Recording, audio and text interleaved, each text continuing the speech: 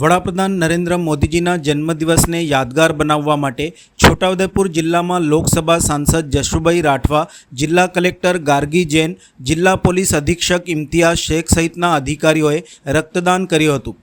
Operation સિંદૂરની સફળતાને વડાપ્રધાન નરેન્દ્ર મોદીના 75મા જન્મદિવસને યાદગાર બનાવવા માટે છોટાઉદેપુર જિલ્લા ભારતીય જનતા પાર્ટી, જિલ્લા શાળા સંચાલક મંડળ, જિલ્લા આચાર્ય સંઘ, જિલ્લા માધ્યમિક શિક્ષણ સંઘ, જિલ્લા ઉચ્ચતર માધ્યમિક શિક્ષણ સંઘ, જિલ્લા વહીવટી કર્મચારી સંઘ તેમજ વિવિધ સંઘ દ્વારા જિલ્લાના છોટાઉદેપુર, જેતપુર, પાવી, બોડેલી, સંખેડા, નસવાડી અને કવાડ ખાતે સવારે 8 કલાકથી રક્તદાનને સફળ બનાવવા માટે રક્તદાન સ્થળોએ પહોંચી ગયા હતા।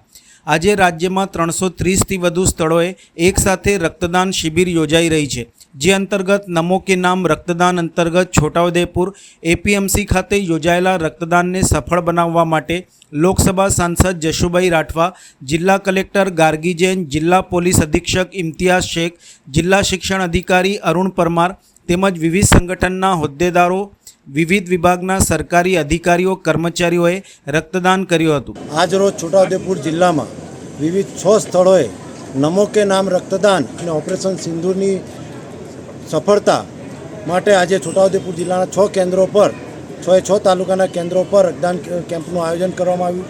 અત્યારે છોટાઉદેપુર એપીએમસી ખાતે ખૂબ મોટી સંખ્યામાં લોકો રક્તદાન કરી રહ્યા છે।